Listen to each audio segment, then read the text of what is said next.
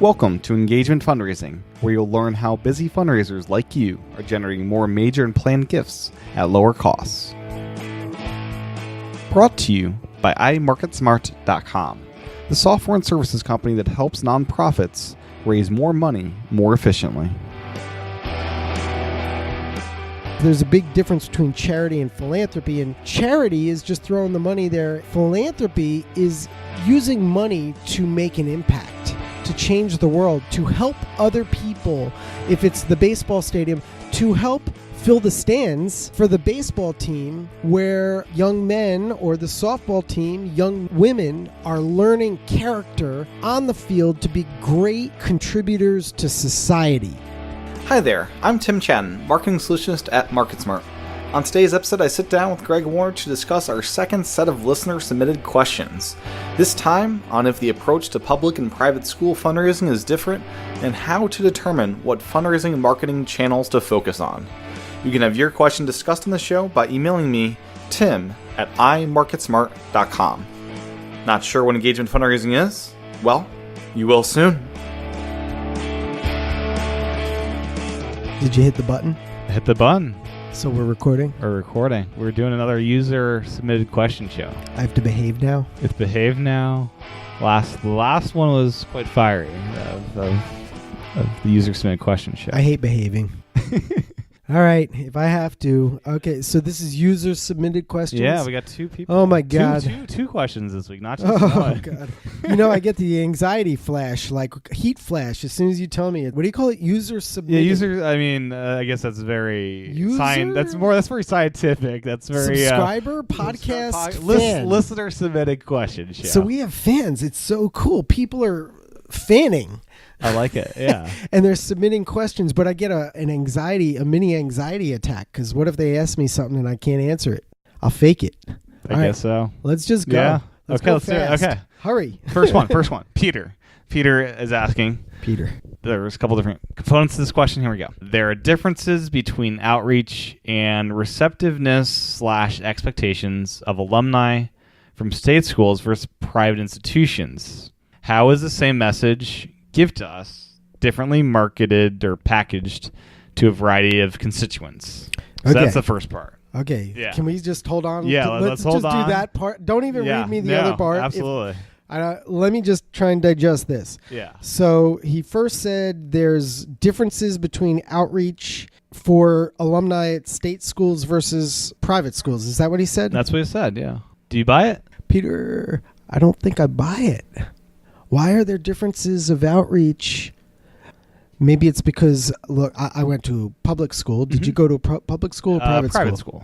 You went to a private school? Yep. Okay, so public school, I know they get public funding. Yeah. But I also know that the funding's always being cut and, this and that. Yeah. Also, I know that their tuition rates are massively less. Especially in state. Yeah, exponentially less. Like, it's somewhat affordable to go to a state university if you live in that state. Okay. Private school is not. So I know public school, just firsthand experience, and you know private school. Yeah. And I know private school. Sure. What am I talking about?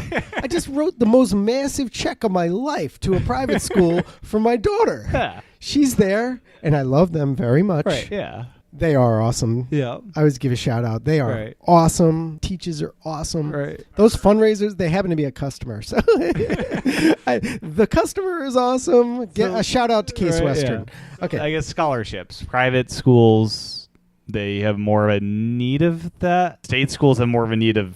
Do they do scholarships? People that are outside of the state, or first thing is we're gonna have like this really slow. In the age of digital technology, we're gonna have a really slow dialogue with Peter, is because he's gonna listen to a podcast, then he's gonna submit a question. Yeah. Then he's gonna listen to another podcast, and then he's gonna submit another question. Right. And no, that's a really Peter. Maybe just give us a call. Yeah, but sure. I don't think there's differences in outreach to alumni at state schools versus private schools. I'm just like the goals aren't any different as far as like scholarships versus endowments for buildings and stuff. I mean, I guess you could noodle it. That was a statement, though. What was That was his a question statement. again? Something about giving to us? Yeah, he watched the webinar that we did recently on the donor surveys for colleges and universities. Okay. So that's kind of the context he's coming So from. he was on that webinar, right? So, yeah. How is the same message give to us differently marketed/packaged to a variety of constituents? The same message. So he's saying the message,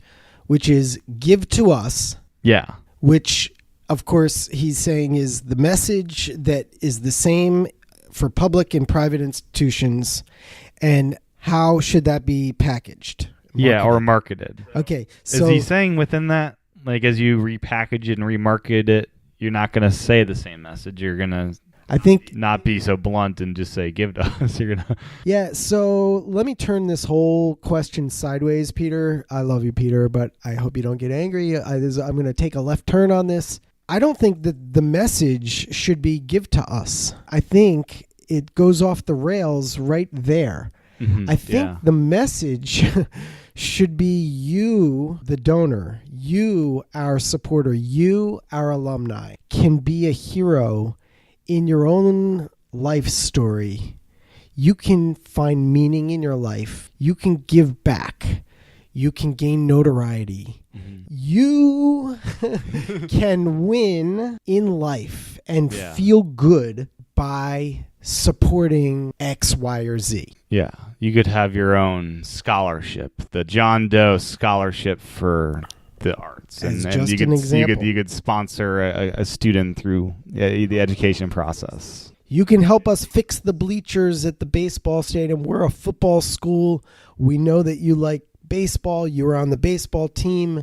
Now you own 4 car dealerships. I mean, you wouldn't say this, but Sure. Yeah. but you can be remembered for all time at that little baseball stadium as being the person who was good enough to help us fix those crickety seats. Yeah. Wow. So put a vision in their mind. Yeah. So I think this, for me, it goes off the rails to ask, how is the message give to us? I think this is universal. I don't think it's different for private school or for public school. Mhm. Of course, you might have different challenges or objections that you need to get over because it's a private school, because it's a public school, whatever it is. People are going to have objections and you need to get over them. You should be able to get over them. Yeah. And explain the need. Basically, if you're saying give to us, you're looking for charity. Mm-hmm. Okay, like throw some money in the bucket as you're walking into the grocery stores. That's give to us. That's charity. Yeah, especially with major gifts, you should be segmenting and sending very personalized offers and requests to them, right? We're targeting people with a philanthropic mindset. Yeah. Is major gifts and playing gifts. Mm-hmm. Yeah. Whether they're rich or not, because playing gifts anybody can make. Mm-hmm. And philanthropy and charity are two different things. Give to us is a charity message. Philanthropic messages that resonate with people who are thinking philanthropically, even though they are not philanthropists. Yeah. Most people don't think of themselves as philanthropists. Right. No, They're like, well, that's for rich people. And it's like, no. You have 7 houses. You are rich. They're like, nah, I don't feel rich. I'm not rich. They don't think of themselves that way. Yeah. They don't think of them. So you don't use the word philanthropist for them. But what I'm saying is there's a big difference between charity and philanthropy. And charity is just throwing the money there. Philanthropy is using money to make an impact, to change the world, to help other people.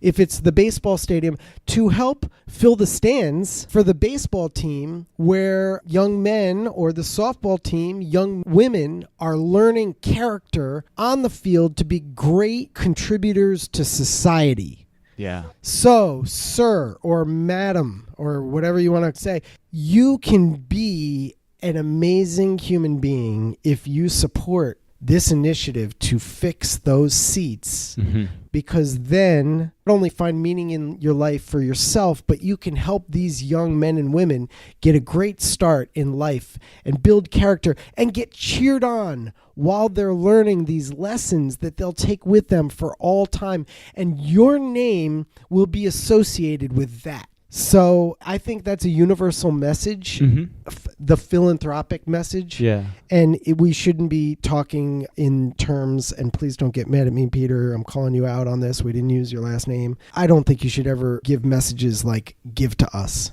That's what the guy said on the street when I walked past him, and I'm not even sure he was really crippled. I think he was faking. You know what I mean? Yeah. I saw him walking around earlier. Oh, yeah. It's his day job. He pretends. He's a good actor. It's too bad. It's too bad. He ruins it for the rest of them. Yeah. All right, so that was the first question. Woo! Learn more about us here at iMarketSmart.com in this quick ad break. This week, I want to encourage everyone to download MarketSmart's report on how to write letters to major donors, found at iMarketSmart.com/donor letters. That's www.iMarketSmart.com/donor letters. This free report will help you learn what you need to know before you begin writing your letter, how to design your letter to be scanned before it's read, how to include a clear call to action, how to make the letter about the donor and what they can do, how much to ask for, and much more, all available for free. Get your copy by going to iMarketSmart.com/donor letters. That's www.iMarketSmart.com/donor letters. Now, on to the second question in today's episode. Second question. Okay, Leslie writing in here. The actual benefit or benefits of marketing to the fundraising effort. What channels are most effective? I'm a one-person shop. Development and marketing. Yikes. Is a newspaper valid anymore? Question mark. Is a newspaper valid anymore? Well, that depends. Okay. Wow. So, I sound like a real consultant, right? You do, yeah. Consultant, great. Because I just said it depends. Yeah. Yeah. That's what like my stockbroker says, you know, and that's what my doctor says. Yeah. Nobody ever gives you a straight answer. Okay. So I'm in that club. Right. Yeah. So question about channel. What should she invest in? What should she be using? Okay, so let me tell you, way back in the day when I was working at an ad agency, right? Sure. Yeah, those are my old days, right? There were times where we'd got a new client who really was wasting money all over the place. In fact, in newspapers. Newspapers and all this different stuff. And why? Well, the CEO was kind of pretending to be the marketing VP. Every time a salesperson or a new bright, shiny object came along, the CEO would spend money on this or that or this or that. Mm-hmm. And then he would try and get a sense of whether it was working. Yeah. And then by the time that he started noodling and trying to figure out whether it worked or not, some other salesperson would come in, whether maybe before it was the TV station, now it's the radio, or before it was, direct mail printer, right? So he'd always change. Yeah. Whoever was there and took him to lunch, and then he'd try something, and then try something else and try something else. So when we got brought in, me, I guess it's me mostly, is I said, okay, hold on. He's spending millions of dollars on this stuff. Lots of money, and these salespeople loved him. Right. I was like, you have no idea what's working. Mm-hmm. So what I recommended, and look, I know Leslie's not going to be able to do this. I'm going to help her. Don't worry, Leslie. I'm going to answer your question, but I'm going to tell you how it's done in the private sector with big money, and then we're going to zero in on how to do it for you, okay? Cool. Plus, I think this is a cool story because most people don't understand how a mid-sized company really figures this out. So, you ready? Let's do it, yeah. Do you know how that's done? I don't. No, this is a cliffhanger. We got a story from LA as well that was relevant here. Something I heard is that, in LA, all the billboards are just filled with all these movie advertisements and stuff because the people making the movies, the CEOs and stuff, they all want to see their advertisement in action as they're driving. They see it, and it doesn't matter if it's working because LA people, they probably know about movies. They're bombarded with movie advertisements because of this. Kind of big waste of money, but I think at least. But that's still LA story, I guess. Yeah, that has a part of this is that this CEO, I think you hit something, liked to see all these new fancy ads, and TV commercials, and then people would call him up, hey, I heard you on the radio, and right, yeah. So you're right. There's an element to that. But so the cliffhanger we were at was, how do you really optimize? How do you understand? Because that's how kind of it works. Yeah, she wants to know what channels are most effective for every nonprofit. It depends, and the way to figure it out, you sort of do a surge. Yeah. where you invest in a lot of them all at the same time, or not exactly minute. Sure. But you know what I mean? You do kind of a surge where you're testing all of them and you're tracking it like crazy. Yeah. So if you're doing radio, you're coming up with 3 different radio ads, each with a different 800 number and each with a different URL.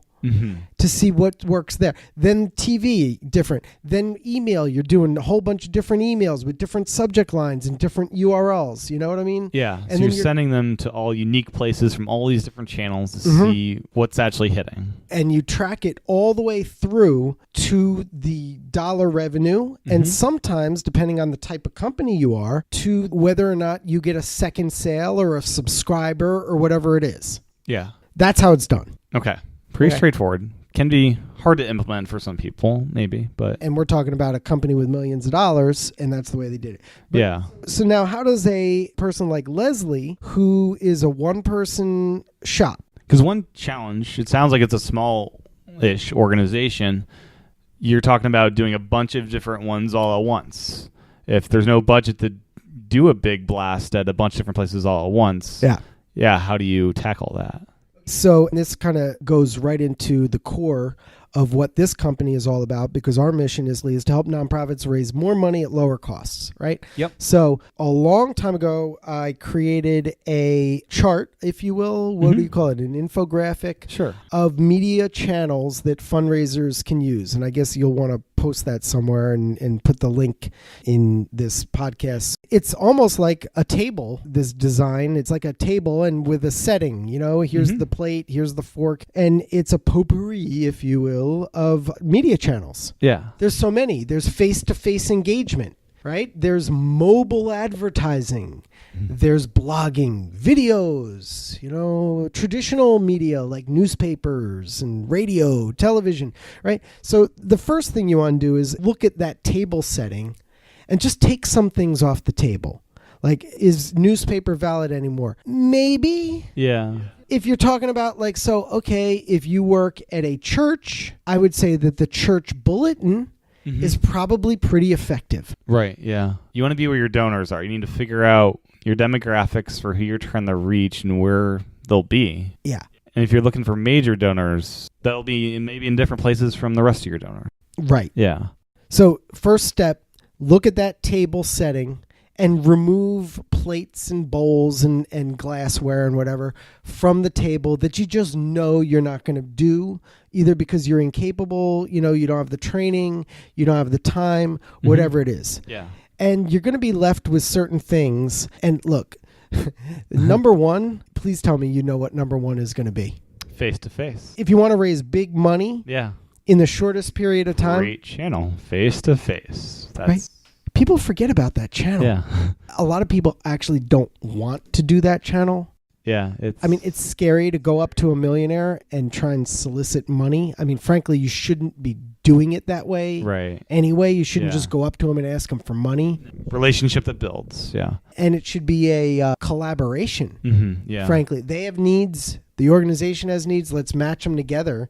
Yeah. And make it happen. You have to keep that on the table. Yeah, and the face-to-face could be a lunch that you invite a bunch of qualified people to. Sure. Yeah.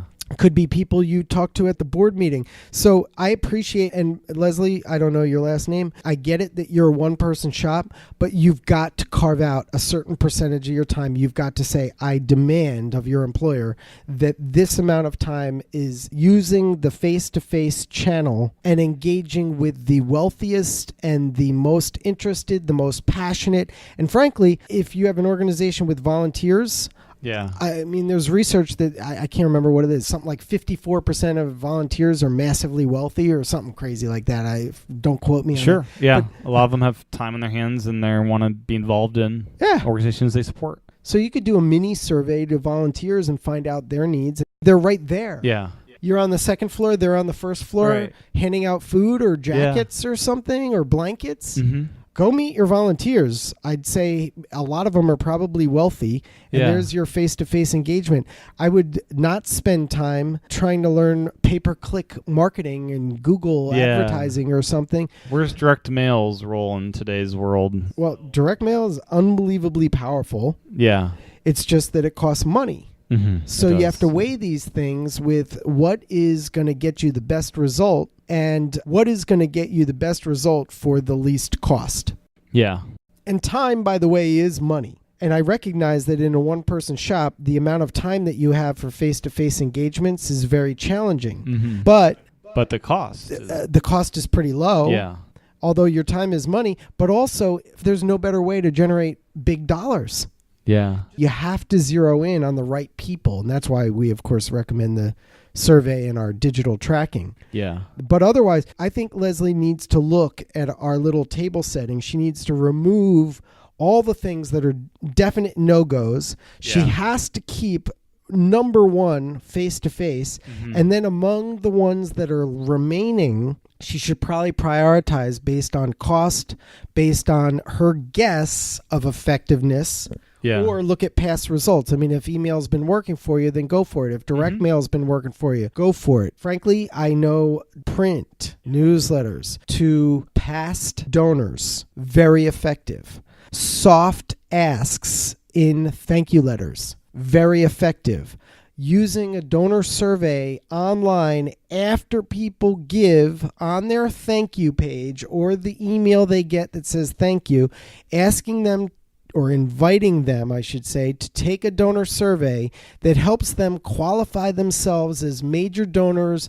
And then they could probably click the button that says, I'm interested in talking about a deeper relationship to make a bigger impact. Okay, so that's a question that's asked on surveys, and then you can qualify for your face-to-face. So I hope that makes sense, because a lot of the monthly donations you'll sign up for online, they'll just have you sign up and that's it. They don't ask you for more information beyond that. And missed opportunity. Yeah. God, I wish I could count all the missed opportunities. But yeah, they're like, okay, thanks, you signed up. Right, yeah. Hello? Some of them I've signed up for, they don't even send me receipts. I'd have to go out and ask them. I'm just signed up, and I get newsletters from them or stuff in the mail, but it's weird. Missed opportunities are all over the place. But surveying your donors is like the easiest thing, and you could tack it on to just about everything. Yeah. And then, of course, plug. Using our system, you would find the wealthiest among them, the most passionate, the people who care the most, the people that want to give. They're going to jump into your lap. They're going to sit on your lap at your desk and ask you how they can give you more money. No, they don't go that far. But okay, so did that make sense? I think so. So you can post that. So is that the last question? My anxiety attack is over. Yeah, you can not have a heart attack anymore. That was pretty good. I think questions were not as hard as I thought. Yeah, I think we covered it. Leslie and Peter, hope that helped. And if you have any questions of your own, you can send those to tim@imarketsmart.com, and I'll add it to the queue here. Play Stump the CEO fundraising dude. Stump Greg. Yeah, let's see if we could do that. All right. Peace. Sounds good. Peace. Thanks for listening to this episode of Engagement Fundraising. If you like the show, make sure to review it on iTunes and pass it along to a friend or colleague. If you are curious about what we do, make sure to check out iMarketSmart.com and check out the report on how to write letters to major donors found at iMarketSmart.com/donor letters. We'll be back next Thursday for another episode of Engagement Fundraising. Thanks for listening.